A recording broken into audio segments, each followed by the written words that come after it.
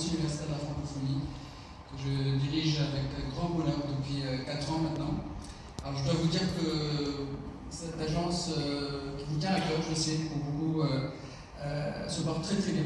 Nous sommes aujourd'hui à plus de presque 1100 universités membres de notre réseau, ce qui fait de nous de très loin le premier réseau universitaire au monde.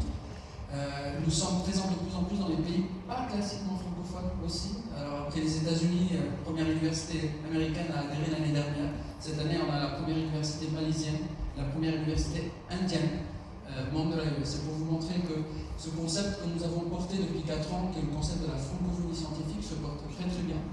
Et c'est un concept qui illustre parfaitement ce qui a été dit tout à l'heure, c'est-à-dire que la francophonie est loin d'être juste une question de langue, c'est plus une question de pensée intellectuelle, de vision du monde. Et nous essayons de l'incarner le mieux possible par l'aide au développement, par la connaissance et le savoir. L'AEF est aujourd'hui aussi présente dans 65 pays physiquement. Nous étions dans 25 pays il y a à peine 4 ans.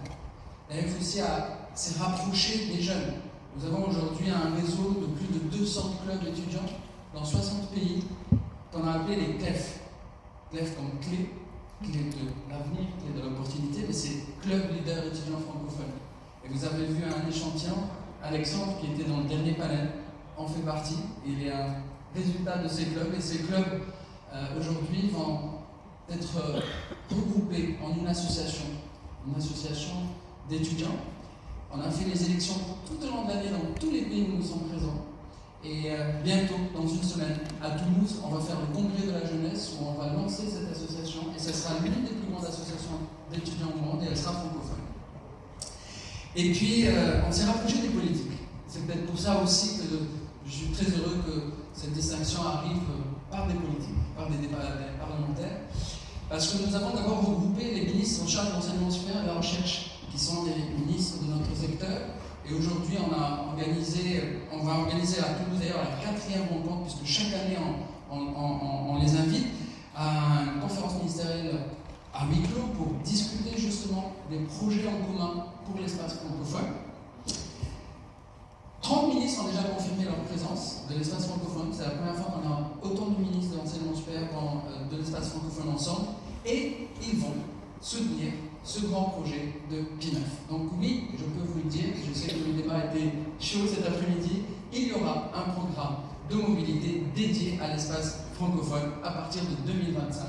Il s'appellera PIMEF, PIMEF comme Programme international de mobilité et d'employabilité francophone. Employabilité, ce mot est important pour donner justement de l'espoir et donner du contenu à la francophonie dans ce bel espace qui nous réunit. Voilà, et puis pour finir, merci de rappeler les origines. Je suis très fier aussi de rappeler qu'à côté de Senghor, il y avait un autre fondateur de la francophonie du pays où je viens, Bourguiba. Et c'est un honneur pour moi et un plaisir de citer son nom, Habib Bourguiba, l'un